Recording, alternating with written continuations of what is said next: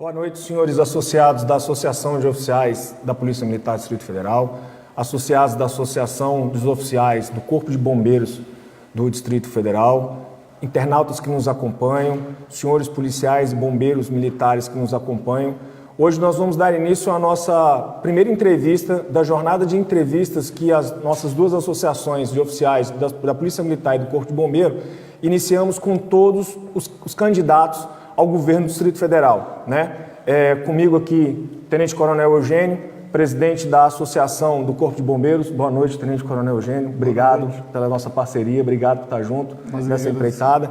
E hoje, como nosso primeiro entrevistado, começando a nossa rodada, General Paulo Chagas. Muito obrigado, General, pela deferência, obrigado pela sua presença. É um prazer para nós podermos estar discutindo com o senhor aqui, um candidato do GDF, uma pessoa que está aí disputando o pleito eleitoral junto ao governo do Distrito Federal e está dando ouvido às instituições da Polícia Militar do Distrito Federal e do Corpo de Bombeiros Militar para que a gente possa discutir um pouquinho as propostas do senhor, as intenções do senhor como governador para essas duas corporações que o dia a dia defendem a segurança pública do Distrito Federal, né? Esse nosso evento, ele terá como regra, General, nós faremos uma abertura do senhor inicial de 5 minutos, o senhor fará a sua apresentação inicial, depois nós passaremos por um período de perguntas e respostas enviadas pelos internautas e por nós dois que estamos aqui na mesa que faremos ao senhor. E no final o senhor terá mais 5 minutos para as suas considerações finais, tá certo? General, muito obrigado mais uma vez pela presença e a palavra está com o senhor. Boa noite. Muito obrigado, Naime, muito obrigado, Coronel Eugênio. É um prazer estar aqui para trocar essas informações, fazer essa troca de calor, como eu digo, porque isso é energia que vai fazer com que nós consigamos chegar a bom termo nessa incursão que eu estou pretendendo fazer e já estou fazendo na política do Distrito Federal. Eu, como já foi dito, sou um general da reserva, fui para a reserva no ano de 2006, depois de 38 anos e 8 meses de serviço. Ainda permaneci como contratado, como PTTC, no Exército por mais 5 anos, na área de esporte, preparando as nossas equipes para os Jogos Mundiais de 2011 e ainda mais algum tempo preparando ou tentando preparar as equipes para 2015, mas infelizmente o hipismo não fez mais parte dos Jogos Mundiais. E eu pedi para deixar a atividade. Então, sou um homem realizado como cidadão e realizado profissionalmente. Fui, na minha carreira, tudo que eu queria ser. E tive, da parte do Exército Brasileiro, mais do que eu imaginei que poderia ter tido. Fui adido militar, fiz curso no exterior e, como disse, sou um homem realizado. Realizado porque comandei o Regimento Dragões da Independência em Brasília e porque em Brasília terminei a minha carreira. Não considero que eu tenha qualquer tipo de dívida comigo mesmo, com a força terrestre, não considero nada disso. Considero que eu cumpri o meu dever por completo, o tempo todo que a força precisou de mim.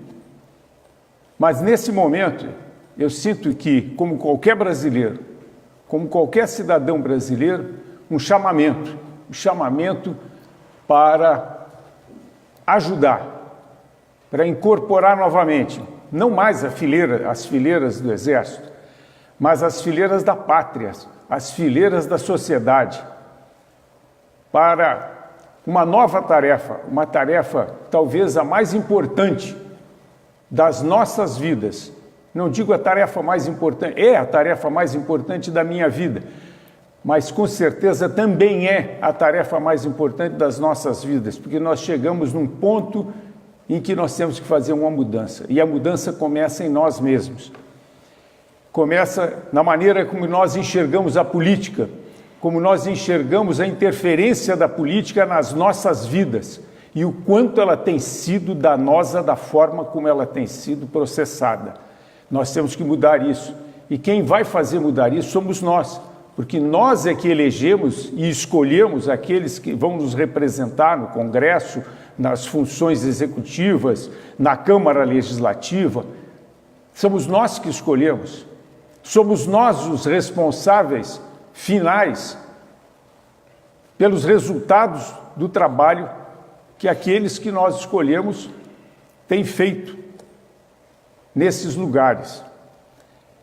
E cabe a nós fazer essa mudança.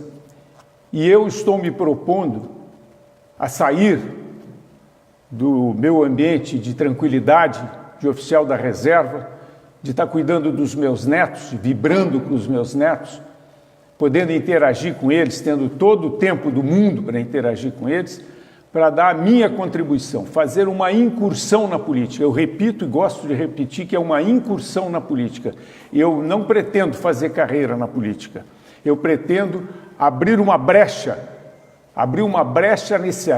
nessa estrutura que a política criou para si e que não dá chance a outros. E nós estamos vendo isso agora aqui, nessa eleição, uma estrutura que se montou para que não haja renovação. Mas nós vamos conseguir isso. E essa renovação tem que ser feita no voto, exatamente como nós estamos tentando fazer. E abrir uma brecha, criar uma nova política.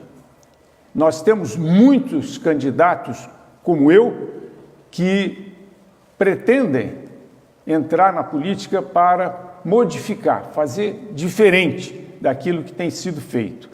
O deputado capitão Bolsonaro disse com muita propriedade um outro dia, se dirigindo na televisão aos seus apoiadores, às pessoas, de modo geral, que o assistiam, e ele disse: vocês podem errar comigo, mas com os outros vocês já erraram. E é esse o espírito que nós temos que colocar. Se nós repetirmos as doses que nós temos repetido, nós vamos continuar errando. Não há possibilidade de melhorar ou de modificar alguma coisa se nós não modificarmos os meios, a composição de meios dessa manobra, porque nós aqui estamos falando com soldados, com militares. Então fica fácil esse diálogo. Nós temos que... A manobra é a mesma, porque ninguém fez nada para melhorar. Então vamos mudar agora os meios que nós temos, vamos mudar as pessoas. E ao mudar as pessoas, nós temos grande chance de mudar essa manobra e obter êxito. E eu me coloco, a partir de agora, à disposição, Naime, Eugênio, e de vocês que me assistem, para responder as perguntas. Eu digo eu responder as perguntas, mas as perguntas de vocês também vão acrescentar muito a tudo que eu preciso conhecer. A partir das perguntas de vocês, eu acrescentarei conhecimento ao que eu preciso conhecer. E é assim que eu me disponho aqui. General, muito obrigado. Passo então a palavra ao Tenente Coronel Eugênio para que se inicie então nossos questionamentos ao general, né, a respeito das nossas duas instituições. Eugênio, obrigado. Boa noite, general. Novamente, o Corpo de Bombeiros, através da Associação de Oficiais, agradece muito o empenho do senhor em ter vindo até o nosso debate. E eu vou começar com uma pergunta, general, que é a pergunta que todos nós fazemos. Ao longo dos últimos anos, a gente, Polícia Militar e Corpo de Bombeiros, nós já tivemos o melhor salário do Brasil. Mas não é porque nós estamos no Distrito Federal, na capital do Brasil. Não só por isso. Porque temos a melhor Polícia Militar do Brasil, nós temos o melhor Corpo de Bombeiros Militar do Brasil, nós somos referências em técnicas mundiais de emprego de segurança pública dentro das nossas instituições. E ao longo do tempo, nós demonstramos isso dentro de uma sociedade do Distrito Federal que, apesar de todas as mazelas que todos já conhecem, a segurança pública sempre esteve altiva, presente, ao lado do cidadão, mesmo na dificuldade financeira que nós tivemos. E de lá para cá, dos últimos anos, o nosso poder aquisitivo em termos de vencimento, eles foram congelados. Nós deixamos de ser o melhor salário do país para hoje estarmos entre 15º, 19º salário do país. O senhor pode me perguntar, uai, Eugênio, mas isso não seria normal, não? Não. Não, porque no Distrito Federal é diferente. No Distrito Federal, nós temos todos os entes federativos do Poder Legislativo do país, em nível de Câmara dos Deputados e Senado Federal, de responsabilidade direta da segurança pública, constitucionalmente definido lá na nossa Constituição. Nós temos todo o Poder Executivo no Distrito Federal. O Poder Judiciário, todo ele aqui colocado. As principais autarquias aqui. Defendemos isso dia e noite. Temos um fundo constitucional do Distrito Federal, foi criado em meados de 2000. Para quê? Para atender essa necessidade em manutenção da segurança pública. E ao longo do tempo, a gente está observando que isso está sendo deixado de lado. Hoje nós não temos o melhor salário do país e nem sequer entre os 10 primeiros. A pergunta que eu faço para o senhor, general, que é a pergunta que todos os militares hoje fazem para todos. O senhor, como governador do Distrito Federal, vai rever esse posicionamento do Fundo Constitucional para que ele seja aplicado conforme previsto na Constituição, para que as polícias militares, a Polícia Militar e o Corpo de Bombeiros volte a ter o devido salário no país? Essa é a pergunta inicial que eu faço para vocês. Muito boa pergunta. Eu julgo que você tem razão. Você tem razão. O Fundo Constitucional, ele foi instituído para o pagamento dos salários da Polícia Militar, do Corpo de Bombeiros e da Polícia Civil, e para complementar a saúde e a educação. Então, essa é a finalidade do fundo. Hoje, segundo as informações que eu tenho, tem 52% mais da metade, não vou dar esse número, porque pode ser que eu esteja enganado, mas mais da metade está sendo utilizado não para pagamento de salário. Outra informação que eu tenho também, que essa eu dou bastante crédito a ela, porque ela me foi passada pelo então secretário nacional de Segurança Pública, o general Santos Cruz, de que o fundo tem condições de dar esse reajuste de salário para as corporações de segurança pública do Distrito Federal, que é uma questão só de empenho, de fato, de empenho do governador. E eu trouxe aqui o meu plano de governo, são as diretrizes de governo. E nas diretrizes de governo, esse tema está contemplado. A recuperação salarial das corporações. Nós temos como parâmetro, porque a gente raciocina sempre com direitos adquiridos e referências anteriores.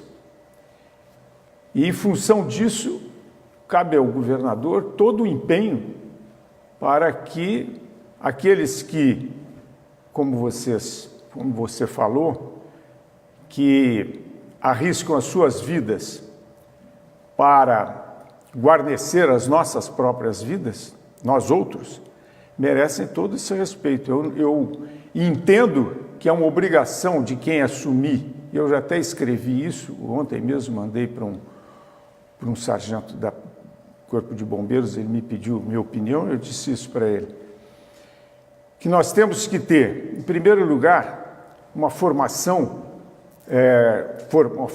dos policiais e dos bombeiros no nível das responsabilidades que cabem a vocês, até porque vocês têm que ter uma formação de muito bom nível, porque vocês estarão o tempo todo arriscando as suas vidas. É uma profissão de risco, tem que haver uma formação rigorosa e de nível, no nível do risco que vocês correm. Além disso, vocês correm risco para salvar a vida dos outros, então o risco é maior e a responsabilidade maior ainda. Daí, essa formação tem que ser rigorosa séria e competente. Em segundo lugar, vocês têm que ter equipamentos que potencializem todo o potencial individual de cada um, aquilo que vocês aprenderam na formação e que fizeram de vocês policiais e bombeiros. Vão salvaguardar as vidas e proteger o cidadão. Então, esses equipamentos vão potencializar essa competência. Então, tem que haver equipamentos modernos, eficientes, confiáveis, que potencialize todo essa competência que a instrução, que o preparo é dado aos policiais e aos bombeiros. É preciso que haja permanentemente a manutenção desses padrões elevados que você se referiu, de ser a melhor polícia, melhor corpo de bombeiros, e o corpo de bombeiros está hoje muito bem equipado em termos de equipamentos, esses equipamentos mais sofisticados de combate ao fogo, etc., em função da Copa do Mundo, receberam equipamentos de alto nível, o que faz referência e realmente a polícia, as corporações de segurança pública do Distrito Federal são referências nacionais. Esse é um dado que é insofismável. Então, a manutenção desses padrões também é importante, porque vocês têm uma responsabilidade, e uma responsabilidade que se transfere para a tradição. Tem que ser mantida essa tradição de ser a melhor polícia, de ser o melhor corpo de bombeiros. E isso tudo tem que ser justamente remunerado. Tem que ser reconhecido e justamente remunerado. E cabe àquele que tiver a honra, o privilégio de ser o comandante supremo dessas forças, todo o empenho para que toda essa competência seja reconhecida, e reconhecida não só pela população em função do desempenho, que esse vem em primeiro lugar, não só por isso, mas pela dignidade da vida que vocês têm que ter, a dignidade da vida do soldado, do militar. Então eu não enxergo de outra forma, O governador tem que se empenhar, e há recursos, há meios para que ele se empenhe, para que a remuneração seja a remuneração justa e que contemple toda essa competência demonstrada por policiais e bombeiros militares. É assim que eu penso, e como governador é assim que eu vou agir.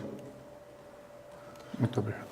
General, pegando aqui um gancho, né, eu vou primeiro complementar a pergunta do Tenente Coronel Eugênio, e eu já queria falar com o senhor também a respeito de plano de cargos e salários, né? Então, o Eugênio pegou na parte do plano de salário, e aí ainda na questão de salário, eu queria falar com o senhor a respeito, qual é a ideia do senhor da questão da isonomia de salários, né? Da isonomia de salário entre as forças de segurança pública, né? Hoje tem uma discussão, a gente tem visto muitos debates, né?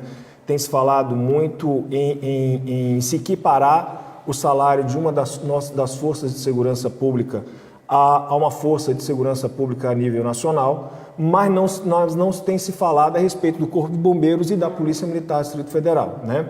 É a famosa paridade, né? Tem sido muito debatido isso em todos os debates, tem sido isso muito colocado por todos os candidatos, da concessão da paridade a um dos órgãos do sistema de segurança pública, mas não se tem falado sobre a isonomia com o Corpo de Bombeiros e a Polícia Militar. Então, minha primeira pergunta para o senhor, só complementando a do Coronel Eugênio, qual é a ideia do senhor a respeito dos órgãos que integram o sistema de segurança pública do Distrito Federal quanto a essa questão de isonomia salarial?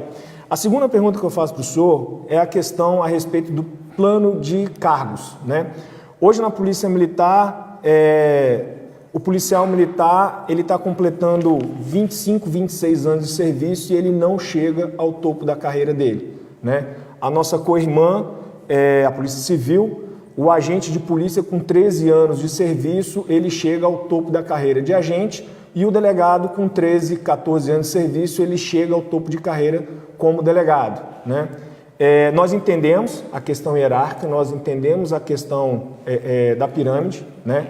Mas como o senhor vê como forma de nós podermos melhorar a ascensão do policial militar aos postos e graduações dentro do plano de carreira que o senhor tenha dentro da sua proposta? E mais, nos últimos anos nós tivemos alguns aumentos lineares, né? Foram aumentos que foram concedidos em valores reais e foi concedido ao soldado e ao coronel, né? Quem concedeu à época pensou que isso era uma boa política, só que hoje nós percebemos que os aumentos lineares não foram uma boa política porque ele causou um achatamento na corporação, né? O piso e o teto ficaram muito próximos. Então o que ocorre hoje? Hoje um policial militar ele passa aí seus 10 anos, 8 anos como soldado, e aí quando ele é promovido a cabo, a diferença salarial é muito pequena exatamente por esse achatamento. A mesma coisa acontece entre os oficiais, né? A gente é promovido, a gente permanece 4, 5 anos dentro de um posto e quando somos promovidos exatamente pelo achatamento salarial, o aumento que o policial tem pela promoção é muito pequeno. Como o senhor pensa, qual é a ideia do senhor para resolver essas duas situações? Bom, com relação à isonomia, eu acho que ela vem... Esse argumento que você levantou com relação à Polícia Civil, que a Polícia Civil ela tem por origem a Polícia Federal e, historicamente, a Polícia Civil do Distrito Federal recebia ou tem recebido o salário semelhante ao salário, ou igual ao salário da Polícia Federal. De um tempo para cá, isso foi rompido, o que, no meu entendimento, foi um erro, né? Eu não sei a razão desse rompimento, mas eu julgo que é necessário e justo que se restabeleça isso. Também entendo que o sistema de segurança pública é um sistema, e dentro do sistema não há nenhuma instituição, nenhuma corporação mais importante do que a outra. Porque se você tirar um elo, a corrente arrebenta e você não tem sistema. O sistema é um circuito fechado. Então, todos são dependentes e são interdependentes. Não existe você não pode resolver o problema da segurança pública apenas com a Polícia Militar, nem apenas com a Polícia Civil. Isso tem que estar integrado harmonicamente. E considerando que não há nenhuma corporação mais importante do que a outra, todas têm que ter o mesmo tratamento, a isonomia de tratamento.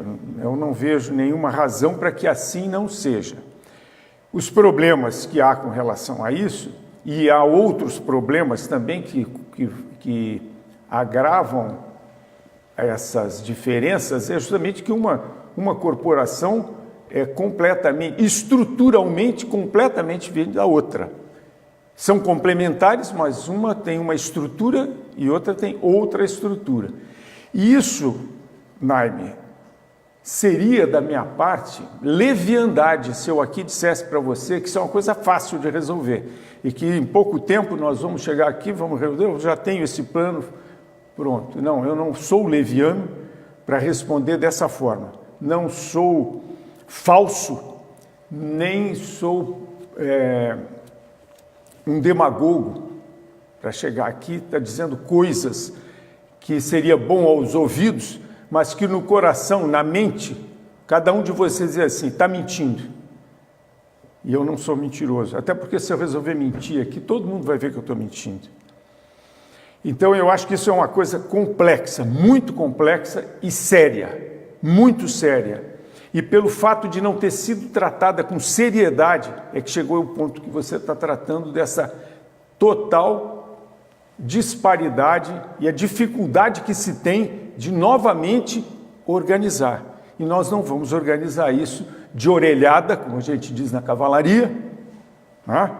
De orelhada e dizer que numa canetada, não, vai ser assim. Não, nós vamos nos reunir, vocês conhecem o problema e vocês têm a solução para apresentar, ou as soluções, as propostas, e nós vamos discutir essas propostas e vamos chegar à melhor solução, que poderá não ser uma solução perfeita, Até porque dificilmente será uma solução perfeita, porque a pirâmide hierárquica, com a entrada, com a permissão da entrada da política nas nossas instituições, elas desvirtuaram completamente essa pirâmide, que ela é fundamental na nossa profissão, na profissão de soldados.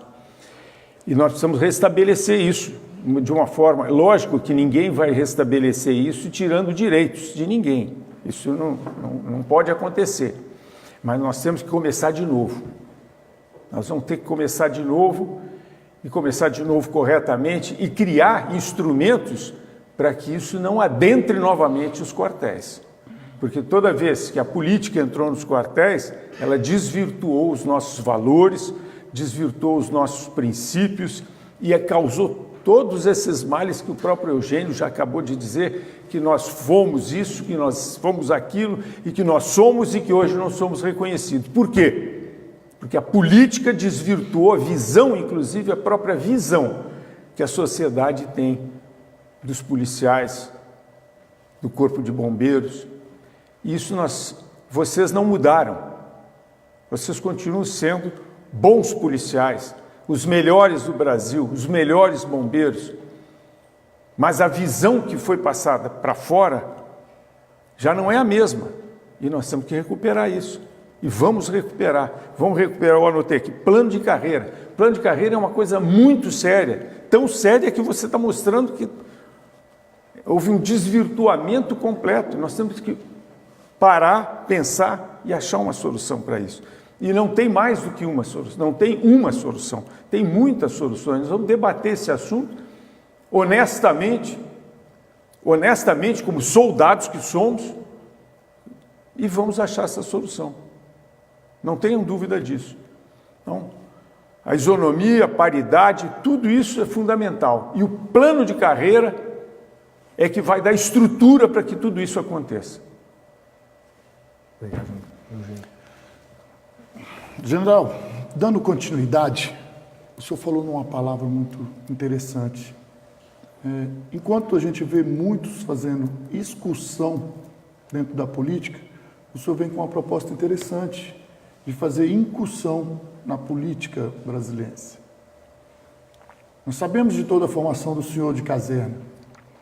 Nós sabemos de tudo o que foi moldado ao longo dos seus mais de 40 anos dentro da caserna. Pergunto ao senhor, né, toda essa incursão que o senhor está trazendo, ela é duradoura? Ela é passageira? Ou ela só é uma onda em virtude do que está acontecendo hoje em dia? Ou o senhor pretende fazer isso um propósito duradouro para que em projeto político de longa data, com estratégias bem definidas, o senhor dê continuidade a todo esse projeto? Por que eu estou perguntando isso para o senhor? Porque enxergando no final da eleição e tendo o senhor numa posição em que possa participar da política dentro de um próximo governo, o senhor participaria? O senhor colocaria essa incursão para que fosse duradoura, ou o senhor simplesmente se afastaria e não tentaria mais um novo pleito, seja em 2022, 2026 e daí por diante? Eu quase que me lembrei de uma poesia, diz assim, que seja eterno enquanto dure, né? Poesia sempre longa. Mas não é isso, é o seguinte, essa minha incursão na política, a sua pergunta é extremamente pertinente e ela já me foi feita e eu mesmo me fiz essa pergunta. O que acontece é o seguinte, as pessoas me perguntam, fazem essa pergunta como um desafio, se eu vou condicionar a minha gestão à frente do Distrito Federal a uma possível reeleição. E a resposta é não, não vou condicionar. As minhas atitudes serão honestas, francas, transparentes e as atitudes necessárias. necessárias para nós chegarmos a bom termo, corrigir tudo que está errado, tudo que possa ser corrigido ou, no mínimo, que possa ser dado um novo rumo, um rumo correto, porque nós vemos que a maior parte das coisas estão erradas. E eu pretendo agir dessa forma. Eu pretendo agir fazendo aquilo que tem que ser feito. O que tem que ser feito, será feito. Se isso me der prestígio suficiente para, ao final de 4 anos, necessitar dar continuidade ao trabalho, eu não hesitarei em dar continuidade a esse trabalho e me candidatar novamente a uma reeleição. Eu não vou condicionar isso. No primeiro dia eu já começo a me preparar, como a gente vê aí. E não sendo eleito? E não sendo eleito? Não sendo eleito, eu acho que eu já dei a minha contribuição. Não sendo eleito, vou continuar vivendo a minha vida, fazendo o que eu sempre fiz e que me deu protagonismo. Eu nunca fui um cidadão omisso com relação, cidadão omisso. Nunca fui.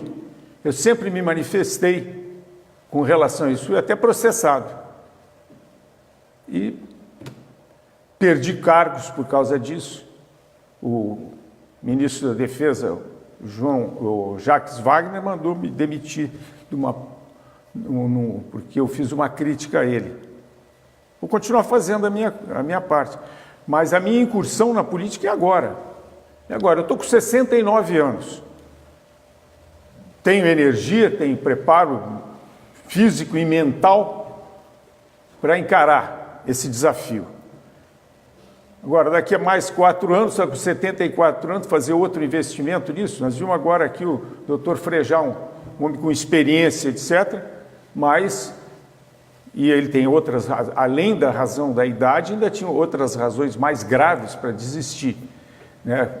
Eu dou o meu aplauso à atitude que ele tomou. Mas eu pretendo, eu não entro, eu sou esportista, eu falei para vocês, eu não entro no jogo para perder, nem para fazer figuração para os outros. Eu entrei nesse jogo para disputar e ganhar. Eu não passo, eu não me preparo para não ganhar. Eu estou me preparando para ganhar o jogo, esse jogo agora, para entrar em campo e em campo ser vitorioso. Se a minha vitória, se a minha conquista, se esses 4 anos, se esse tempo, vamos dizer que esse meio tempo me der condições para prosseguir, para ir para a prorrogação, vamos à prorrogação.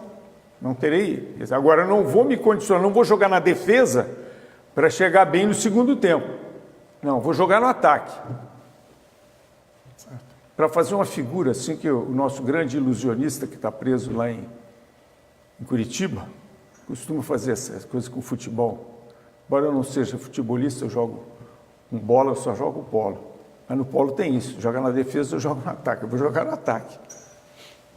Tá ok? Tá ok. Respondi a sua pergunta, que é mais importante para mim saber se eu respondi a sua pergunta. Bem, só faltou um detalhe. Vai acontecer e pode acontecer, pode não acontecer. Mas para complementar mais ainda a nossa resposta, seria assim: foram 2 candidatos para o segundo turno. E chega para o senhor o convite. O senhor apoia A ou B? O senhor daria continuidade nesse projeto político do senhor? Ali encerraria? Não, quer dizer, falando 2, eu fora. Outros 2 que não, não, lógico, eu vou dar apoio a um deles. A não ser que eu chegue à conclusão que nenhum deles merece meu apoio. Então, porque se eu der um apoio oficial, eu vou estar dando o apoio de todas as pessoas que acreditaram em mim e continuam acreditando. Mas se os 2 que estiverem no segundo turno, nenhum deles merecer o meu apoio, a minha confiança, eu não vou revelar meu voto. Ótimo. Muito obrigado. Agora respondi. Sim, senhor. Obrigado. General, eu gostaria de voltar ainda à questão de cargos e salários, né? Debater um pouquinho mais com o senhor.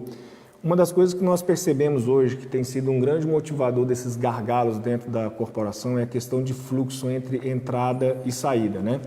Nos últimos anos nós tivemos o evento da Previdência, tivemos uma série de legislações sendo votadas no Congresso que fizeram que uma grande gama de policiais, militares e bombeiros saíssem da corporação, né? Hoje a Polícia Militar ela deveria ter um efetivo de 18 mil homens, nós estamos mais ou menos em 11 mil, né? Já tem vários aí com 30 anos de serviço, prontos para ir embora. Se a gente tiver volta do debate da Previdência, se a gente tiver de novo o retorno da questão do teto, a gente vai ter novamente uma saída, né, desses policiais militares da instituição, e isso vai reduzindo a força motriz da corporação, mesmo com nossos investimentos hoje em tecnologia e em outros tipos de projeto. Qual que é a ideia do senhor a respeito da questão de concursos? Porque o que a gente percebe hoje é que demora-se muito a fazer os concursos para as duas instituições e aí fazem com grandes blocos, 1.300, 1.200, e a gente sabe que a ascensão dentro da carreira ela é por vaga.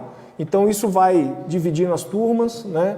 O policial começa a ficar mais tempo do que o necessário, sendo que se a gente fizesse concursos de forma mais rotineira e com menor número, até para a própria instituição se organizar, manter um centro de formação, seria melhor. Qual é a ideia do senhor a respeito desse assunto? Naime, isso que você está falando é consequência, Naime. Já são as consequências da causa anterior. A causa anterior foi justamente a entrada da demagogia e da política nesse meio que nunca podia ter entrado. E aí nós vemos isso. Há quantos anos que não se formam oficiais na Polícia Militar? 5 anos. 5 anos. Quantos anos que não se formam oficiais no Corpo de Bombeiros? Mais do que isso. Então, se não há continuidade, não há um plano de carreira nem para os oficiais, que é um número mais reduzido e mais fácil de controlar, que dirá das praças, o tumulto que se criou nas praças. Isso tudo está relacionado a essa grande causa da demagogia política ter entrado dentro das forças, nas veias daquilo que nós nunca poderíamos ter permitido ter entrado. Então, a correção disso não pode ser correção de repente, olha, quanto está faltando? Era para ter 18 mil e tem 10 mil? Incorpora 8 mil aí. Você vai criar uma outra bolha muito mais grave, que poderá ser, nesse momento, nos primeiros 2, 3 anos, você acomoda. No 4º, no 5º, no 6º ano, ela já começa a ter um problema muito mais grave do que tinha. Então, nós vamos ter que passar por um processo. Nós temos que montar esse processo, o processo de recuperação de tudo que deixou de ser feito ou que foi mal feito. E vamos ter que fazer essa evolução sem nenhum dos erros que foram cometidos antes e que pretendiam ter sido corrigidos com os novos erros que cometeram. Então, nós temos uma acumulação de equívocos que nós temos que relacionar todos eles, estudar todos eles e não repetir nenhum, para chegar a uma conclusão final e definitiva para tudo isso. Não são coisas que podem ser discutidas e resolvidas com uma gargantada, com uma fanfarronada. Chegar aqui, eu vou dizer, olha, eu vou fazer isso, fazer aquilo, aquilo outro, e vai resolver tudo. Não, nós vamos todos nós que estamos nesse problema, e eu como governador estou dentro do problema também, e quero participar da solução. E não vou dar essa solução irresponsavelmente para criar um problema para vocês novamente. Um problema muito maior do que ele já existe. Nós temos que solucionar esses problemas. Os problemas que haviam antes e que essas soluções demagógicas que foram colocadas não solucionaram, pelo contrário, agravaram. Nós temos que somar tudo isso e achar uma solução. E nós vamos achar essa solução. Qual é a solução que o soldado não acha? Toda vez que esse país está numa situação terrível, chama o soldado. E nós vamos lá e resolvemos. Como é que nós vamos resolver um problema nosso? Claro que vamos resolver. Claro que nós vamos resolver. Com espírito de corpo, com vontade de acertar, olhando para nós mesmos, para as nossas famílias, com o orgulho que nós temos de sermos soldados do Corpo de Bombeiros, da Polícia Militar. Nós vamos resolver esse problema. Com esse espírito de soldados, nós vamos resolver isso. General, eu queria agora sair do nosso campo de aumento e tudo. Antes de te passar, se você me permitir, Pode. eu queria dizer para os internautas, os associados, tanto Bombeiro PM que estão nos ouvindo, tá? O canal está aberto aí com a nossa assessoria que está ali nos bastidores. Mande sua pergunta, mande o seu questionamento para o general. Vai ser nos passado aqui e nós vamos fazer os questionamentos, tá? Então fiquem à vontade, façam suas perguntas, mandem lá para o link do Facebook, para o link das duas páginas que estão transmitindo ao vivo essa conversa aqui com o general, tá? E nós vamos estar repassando a sua pergunta para o general. Eugênio, pode prosseguir. Caindo agora para uma outra questão muito, mas muito grave, principalmente para as populações militares aqui no Distrito Federal. Nós temos uma questão da saúde. E eu, como profissional da área de saúde, eu sou formado na Escola de Educação Física do Exército, Calção Preto, como nosso candidato a presidente Bolsonaro. E chegando em Brasília... Só um observo, eu também sou calção preto, porque agora o cara que tem curso de equitação também é calção preto. Essa é uma novidade para mim, não sabia. Bom, com o advindo para Brasília, nós caímos para dentro da área de saúde para pesquisarmos mais sobre a área de saúde. Porque nós tínhamos uma pergunta muito séria. Por que o bombeiro e o PM morrem tão cedo? Por que em média, a gente vive 55, 56 anos de idade? O que acontece do militar do Corpo de Bombeiros ou da Polícia Militar viver tão pouco? Fizemos aqui no Corpo de Bombeiros, inauguramos em 2012, com 1 ano de construção, com um projeto que eu desenvolvi junto com os nossos oficiais do Corpo de Bombeiros, o maior centro de capacitação física militar para bombeiros do mundo. Onde ficou aqui as principais seleções na Copa do Mundo, nas Olimpíadas. Motivo de muito orgulho para a nossa corporação. Com pouco dinheiro construímos uma referência na área da aptidão física. Reduzimos o nosso índice de obesidade, de doenças metabólicas, muito, mas muito acentuadamente. Diminuímos a nossa quantidade de cirurgias bariátricas. Aumentamos e elevamos a qualidade de vida dos nossos militares com uma simples ação. E o Hospital do Corpo de Bombeiros, que apelidado de Policlínica, que era para ser inaugurada 1 ano depois, em 2013 ou 2014 no máximo, até hoje não foi inaugurada, comandante. Foram 300 milhões de recursos contingenciados nos últimos 4 anos, só no Corpo de Bombeiros. E a nossa saúde não consegue botar o hospital para funcionar. Mas nossos militares estão morrendo cedo. E a pergunta para o senhor, no seu governo, general, a gente vai continuar morrendo tão cedo? Ou a gente vai ter uma saúde voltada para combater essas consequências maléficas que atingem tanto o policial militar quanto o bombeiro militar? Pergunta o senhor, vai contingenciar dinheiro, principalmente na área de saúde, para que aconteça isso? Porque as pessoas perguntam, vocês aposentam muito cedo. Claro, a gente morre muito mais cedo. Então a grande pergunta na área de saúde é essa. A gente precisa do nosso hospital funcionando. A Polícia Militar também tem um hospital grande.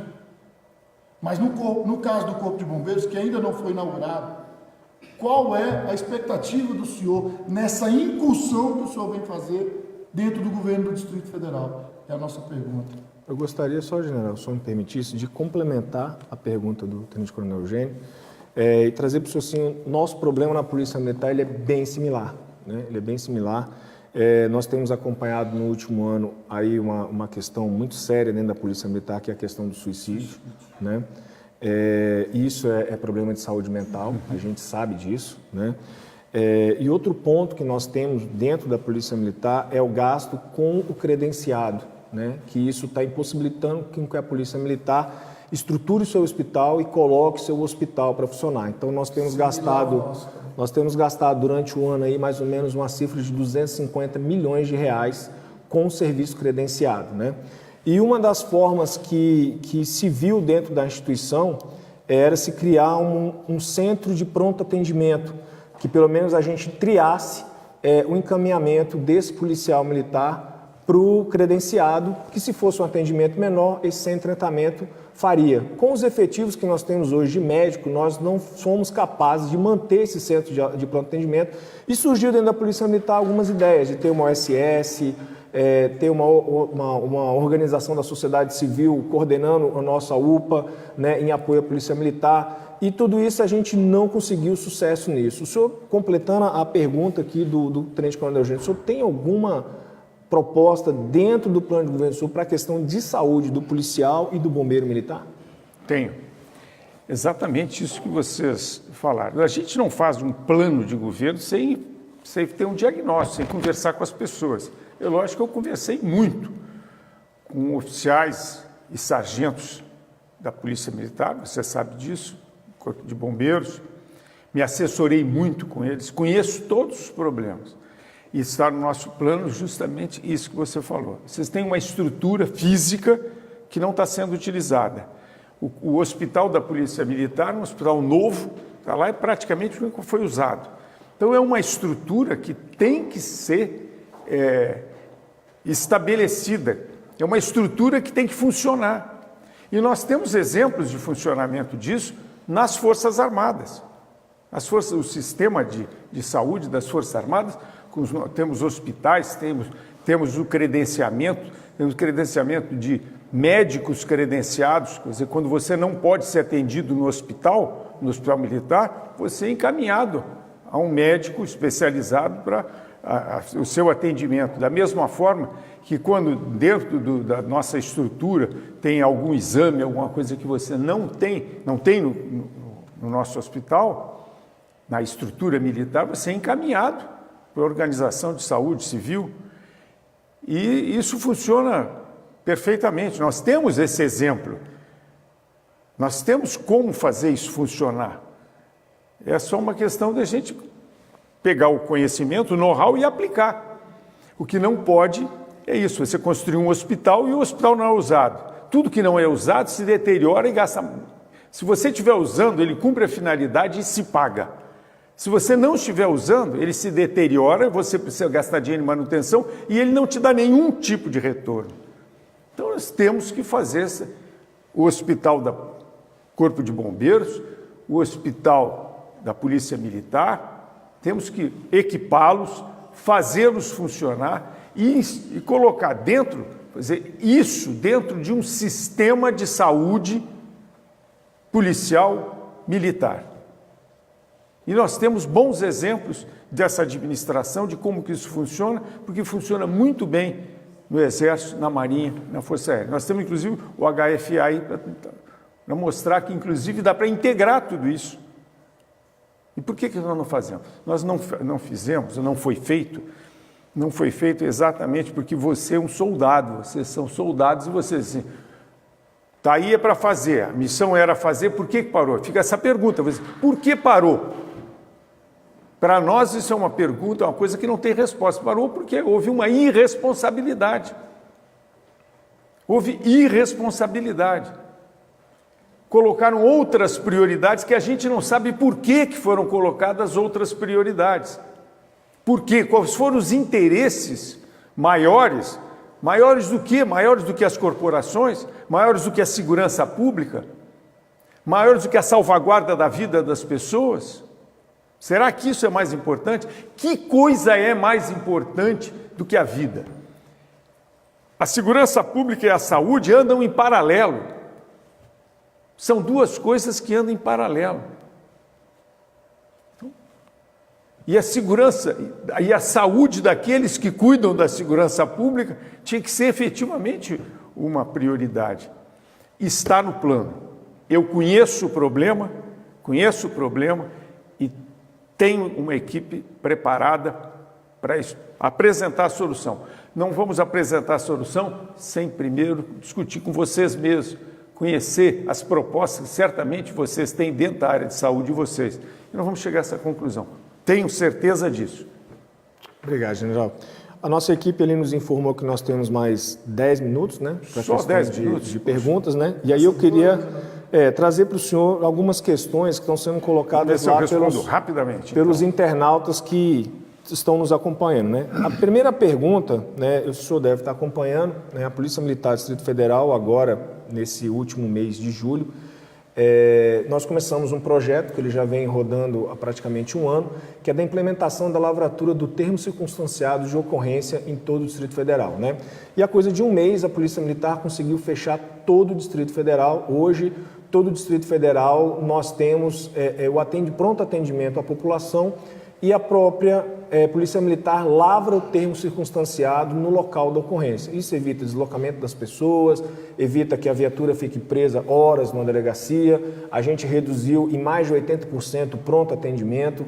A viatura continua numa situação de ostensividade, onde ela está lavrando o TCO, sem ter que deslocar para uma delegacia e perder algum tempo maior nessa lavratura desse TCO. A gente dá uma resposta maior para o cidadão, né? Então, a nossa primeira pergunta é assim: qual é o posicionamento do senhor a respeito da continuidade da lavratura do TCO pela Polícia Militar e até com as discussões que nós temos no Congresso e com a própria mudança do novo Código de Processo Penal, né, onde algumas atividades que antigamente eram exclusivas do delegado, ela passa a ser da autoridade policial, né, questão que o próprio STF já se posicionou que qualquer policial em atividade ele é autoridade policial, né, e no momento que a Polícia Militar então começará a lavrar até o próprio auto de prisão em flagrante.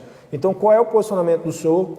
Né, como é que o senhor encara essa situação, né, como é que o senhor vai se posicionar em sendo governador? E a segunda pergunta que vem da internet, lá dos nossos internautas, nossos associados que estão nos acompanhando, é a respeito da atuação da Secretaria de Segurança Pública e da sua composição. Como é que o senhor percebe que a Secretaria de Segurança Pública tem que atuar no sistema de segurança pública do Distrito Federal e como ela deve ser composta? Bem, com relação ao termo circunstanciado, TCO, eu julgo que é uma conquista importante e que ela, vamos dizer, não logrou êxito antes, já deveria ter logrado êxito há muito mais tempo, até porque tem outras corporações de outros estados que isso já funciona há muito tempo e tem sido um exemplo, né, de competência, eficiência, que é aquilo que nós queremos. Nós queremos quanto mais competência, eficiência, eficácia no cumprimento da missão, é melhor para todo mundo, porque o que é melhor para a sociedade é melhor para quem cumpre esse dever. Então, eu acho que isso é uma conquista importante. É lógico que nós sabemos, isso é uma questão de bom senso, né, que você sabe até onde o policial militar pode ir, né, qual é a limitação dele com relação ao termo circunstanciado, quais são as ocorrências, porque o que não pode é uma guarnição ficar parada esperando 4 horas, às vezes mais, segundo as informações que eu tenho, para um problema burocrático, né, que pode ser resolvido rapidamente. Então, isso é uma conquista que não podemos voltar atrás, né? Isso pode, inclusive, ser até aperfeiçoado. Eu falei aqui, eu falei no início, e anotei aqui novamente, harmonização. Nós não temos nenhuma corporação no sistema de segurança pública que seja dispensável. Ninguém é dispensável. Todos são indispensáveis. E tem que trabalhar harmonicamente, porque cada uma dessas instituições tem um valor de competência, um resultado de competência que, se pudesse ser avaliado por números, teria um valor. Se essas corporações trabalharem harmonicamente, integradas na parte de inteligência, na parte de planejamento operacional, etc., esses valores não se somarão, eles se multiplicarão. E o resultado será o cumprimento da missão em melhores condições. Melhores condições para quem? Para a sociedade, que hoje no Brasil reclama disso, não sem razão, porque mais de 60 mil mortes violentas por ano é alguma coisa que está totalmente fora da realidade. Nós temos que fazer voltar essa realidade. Então, o TCO é importante é a harmonização, né? Nós não podemos olhar essas corporações, não podem se olhar como adversários. Não pode. E aí entra a Secretaria de Segurança Pública. Cabe à Secretaria de Segurança Pública fazer essa harmonização.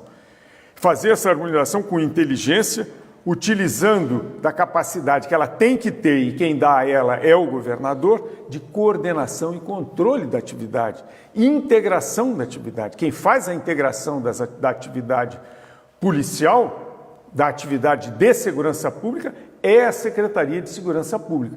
Então, o secretário de Segurança Pública tem que ter esta capacidade, tem que ter esta competência. E a competência é fruto de experiência e conhecimento. Então, não pode ser qualquer um. Não pode ser um sociólogo, muito menos uma socióloga, porque aí desmoraliza o sistema. É assim que eu penso. Passando para o Coronel Eugênio. Estou com uma pergunta aqui de um coronel nosso, da Reserva Remunerada, associado da Associação de Oficiais. Ele é formado na Escola Superior de Guerra do Exército da nossa... Do Ministério da Defesa. Rio de Janeiro, do Ministério da Defesa, né? E ele fez uma pergunta interessante acerca de planejamento estratégico. Pouco se fala de planejamento estratégico nesses governos, nessas propostas, e o que a gente verifica é que pouca atenção se dá ao planejamento estratégico. Quando eu falei para o senhor da incursão e não da execução de projetos a longo prazo, passa muito pela pergunta que o coronel me fez aqui. Da área de planejamento estratégico, ele me perguntou o seguinte: o Corpo de Bombeiros sempre deu muita atenção, e aí que eu parabenizo o nosso comandante-geral atual, Coronel Luiz Cláudio, que vem fazendo um trabalho excelente na área de planejamento estratégico, de tentar cumprir as metas estabelecidas do planejamento estratégico, que definido de 2017 a 2024, ele me pergunta: o senhor dará vez aos comandantes gerais das corporações, né, para o cumprimento desses planejamentos estratégicos, definido com índices, definido com a ótica de cientistas que levantam dentro das suas instituições todas as metas a serem cumpridas a longo prazo? Essa é a pergunta do nosso coronel da reserva, que eu não preciso identificar o nome dele, mas que pediu para fazer diretamente ao senhor. É constitucional que o governador do Distrito Federal despache com os comandantes das corporações. E nós não vimos isso ao longo de 88 para cá. É constitucional que o governador indique o comandante-geral. Se é um cargo similar ao de secretário, por que ele não despacha direto com nossos comandantes? E quando eu falo despacho, não são despachos simples, não. São administrativos, operacionais, junto com a Secretaria de Segurança Pública. Porque dentro está essa pergunta do planejamento estratégico. Porque ele, mais do que ninguém, conhece a longo prazo as metas a serem atingidas. E se a gente tivesse essa vez, não só, aí eu não vou ser desonesto com esse governo, não só com esse governador, nos últimos governos, nunca, isso não tem sido frequente. Então eu pergunto para o senhor vai ouvir os nossos comandantes acerca dos planejamentos estratégicos traçados de 2017 a 2024? Olha, o Distrito Federal, ou qualquer governo, qualquer estado, Distrito Federal, seja o que for, tem que ter um plano estratégico do próprio estado. Então, o Distrito Federal tem que ter um plano estratégico para 20 anos. Nós temos que fazer um plano. Se não houver um plano, será feito um plano. Tem que fazer também o plano plurianual, que é o dos 4 anos de governo. E tem que fazer o plano anual, o orçamento anual, o plano anual. Tudo isso tem que ser feito. E é lógico que o plano estratégico do Distrito Federal não pode dispensar a contribuição dos planos estratégicos do Corpo de Bombeiros, da Polícia, etc. Porque isso tem que ser integrado. Pode até sofrer o plano estratégico do Corpo de Bombeiros, sofrer alguma influência do plano estratégico do Distrito Federal e vice-versa. Essa integração é fundamental. O nosso companheiro coronel, que ele vai entender o que eu vou dizer agora, que ele é da 2ª melhor turma da ESG, né? Ele sabe bem que ele é da segunda melhor turma, que a melhor turma é a minha. 2003, turma Consciência Nacional. Nós aprendemos isso lá e essa integração é fundamental. O coronel está cheio de razão, porque nós não podemos trabalhar, fazer planos estratégicos que não se integrem, que não esteja integrado um grande plano estratégico. Isso aí é amadorismo. E nós que temos o curso da Escola Superior de Guerra sabemos que esse tipo de amadorismo nós temos que deixar de lado. O coronel sabe o que eu estou falando. General, eu vou fazer as 3 últimas perguntas, que a assessoria está dizendo que tem muita pergunta na internet, né? Tá bem. Então, os senhores continuem encaminhando as perguntas, nós vamos passar essas perguntas à assessoria do general, né? E em momentos oportunos ele vai responder os senhores, né? Mas foram me passadas mais 3 perguntas aqui, né? Aliás, 2 na realidade, né? Que era um pouco extensa e tem uma outra pergunta, né? E aí eu queria que o senhor já respondesse e o senhor já entrasse nas suas considerações finais para que a gente pudesse encerrar, né? A primeira pergunta que tem aqui, né? E aí eu realmente eu não sei a origem dessa informação, né? Mas o internauta está dizendo que surgiu uma notícia onde o senhor teria afirmado que um sargento oficial da PM não poderia ter salário maior do que um militar no mesmo posto no Exército, né? Se isso é verdade e o que o senhor pensa sobre o tema, né? E hoje, depois de quase 15 anos, a Polícia Militar conseguiu recuperar o número 190, né? Que ele estava na Secretaria de Segurança Pública e hoje ele retornou à Polícia Militar. E nós temos vários índices que esse retorno foi de grande melhoramento de atendimento à população. E aí a pergunta é, como é que o senhor entende que seria o modelo ideal para o atendimento de emergência no centro desses 190? E aí, por gentileza, o senhor já respondendo essas perguntas, já poderia entrar nas suas considerações finais. Bem, com relação ao salário, eu nunca falei isso. Se alguém ouviu, ouviu demais. Segundo, com certeza não ouviu, portanto, mentiu. Né? Porque eu sei o que eu digo, eu ouço o que eu digo e eu não falo dormindo. E também, quando falo dormindo, falo o que eu penso. E eu não penso isso, então, mentira. Com relação ao 190, você mesmo já me deu a resposta. Se está funcionando melhor, por que nós vamos mexer nisso, né? Que está ganhando não se mexe. Não é assim que a gente aprende lá na Escola de Educação Física? O time que está ganhando não se mexe. Então vamos mexer por quê? Já foi mexido e deu certo. Mantém, vamos continuar ganhando. E qual foi a última pergunta que eu não Foi lembro? essa mesmo, comandante. Era a respeito daquele tema do salário e o modelo ideal de atendimento 190. Então, está respondido. Rapidamente. O nosso coronel disse que a turma dele foi a pior, comandante. Não. A turma dele foi a segunda melhor. Foi a segunda melhor. Né? Sempre, na ESG a gente tem isso. A nossa turma sempre é a melhor. Ele falou. Mas, amigos, foi um prazer grande ter estado aqui respondendo essas perguntas. Eu me sinto sempre muito à vontade no nosso meio, porque o nosso meio é um meio de franqueza, é um meio em que eu me sinto bem, porque nós olhamos um no olho do outro e dizemos aquilo que nós queremos dizer, preparados para ouvir até o que não queremos ouvir. Então, nesse meio, se todos fossem assim, né? Nós começamos com uma canção aqui que eu falei que seja eterno enquanto dure, né? E agora tem outra canção, se todos fossem iguais a você, né? Mas eu tenho um tio que dizia isso, que todo mundo tinha que ser militar, porque aí as coisas iam dar bem direitinho. Eu não concordo. Não concordo que todos tenham que ser militar. Mas como eu sou, me sinto bem no nosso meio. E espero contar com o apoio de vocês no meu governo, porque, como eu disse, eu não entrei nesse jogo para fazer figuração para os outros. Nunca entrei em jogo nenhum, em competição nenhuma, para fazer figuração para os outros. Posso até ter feito, mas entrei para ganhar. E com condições de ganhar. Também, sem condições, não teria entrado. Entrei no jogo porque tenho condições de ganhar, tenho condições de vencer essa etapa e de vencer muito bem o primeiro tempo do jogo, sem estar preocupado com o segundo tempo. E se tiver o segundo tempo, vão continuar ganhando. É assim que eu penso, assim que eu sou, eu sou um soldado, sou um brasileiro, patriota, penso no Brasil o tempo todo.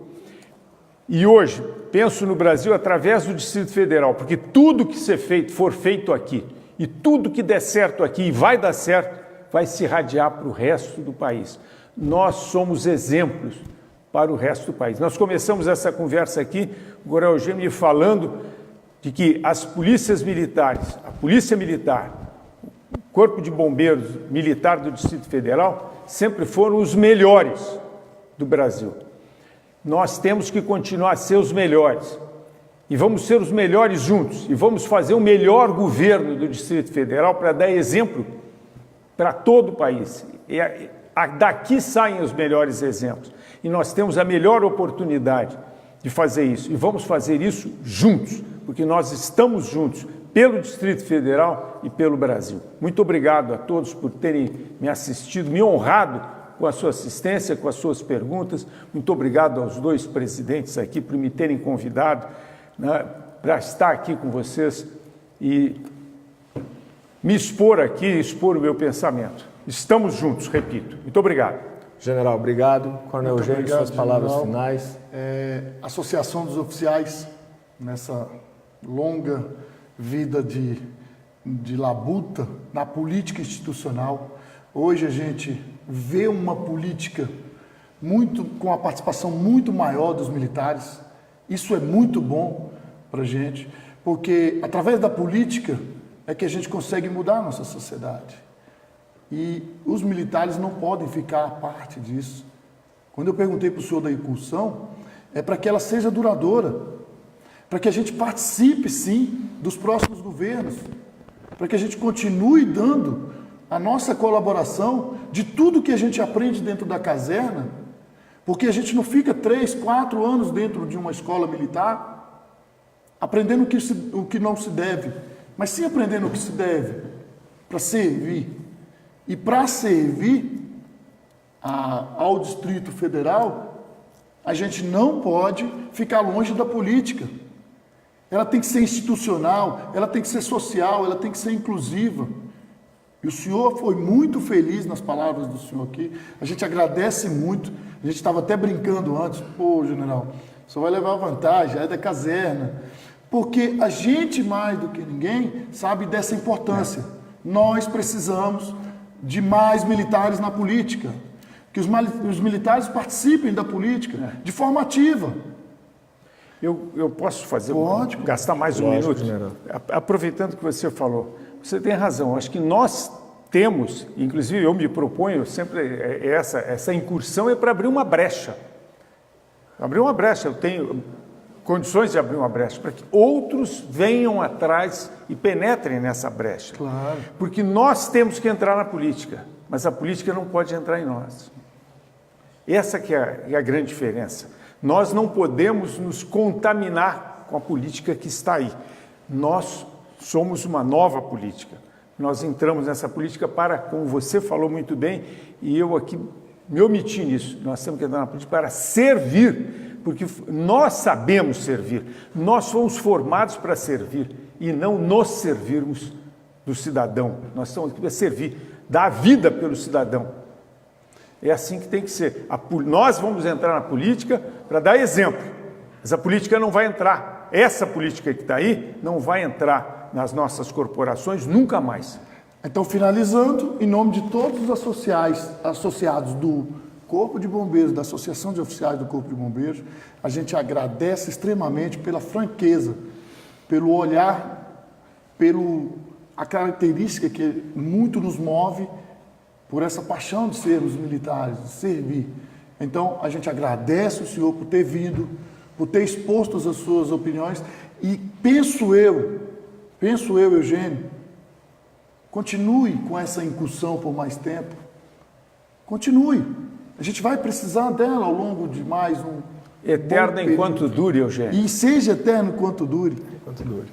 Obrigado, Mário. General, mais uma vez, muito obrigado pela presença do senhor. Obrigado a vocês. Em nome da Associação dos Oficiais da Polícia Militar, a qual eu represento, queria agradecer imensamente, em nome dos oficiais, em nome dos policiais militares, esse bate-papo franco com a gente, essas colocações que enchem de ânimo nós, policiais militares, que andamos precisando dessa injeção de ânimo para continuar a nossa labuta do dia a dia. Desejar uma boa sorte para o senhor nesse pleito, que o senhor tenha o sucesso que o senhor deseja, né? Que os sonhos do senhor se concretizem dentro dessa empreitada, né? Dizer que nós, policiais e bombeiros militares, né? Estaremos aqui vendo, né? E levando aí essa mensagem do senhor a todos os policiais e bombeiros que não puderam nos assistir hoje. Muito obrigado mais uma vez pela presença do senhor. Tá? Muito obrigado a vocês. Senhores associados, internautas que nos acompanham, né? Nós estamos encerrando agora, então, hoje, a nossa primeira entrevista com o general Paulo Chagas, né? Que foi o primeiro entrevistado. Amanhã nós estaremos no mesmo horário, às 20 horas, nesse mesmo canal que os senhores estão nos acessando. Estaremos entrevistando o Coronel Fraga, né? Deputado Fraga, candidato ao governo do Distrito Federal, né? Será o nosso entrevistado de amanhã, no mesmo horário. Nós estaremos trazendo as mesmas questões, algumas mesmas perguntas e algumas indagações ao Coronel Fraga. General, mais uma vez, obrigado pela sua atenção. Internautas associados do Corpo de Bombeiro e da Polícia Militar e policiais e bombeiros militares que nos acompanham, muito obrigado pela sua participação, muito obrigado e todos tenham uma boa noite e até amanhã. Até logo.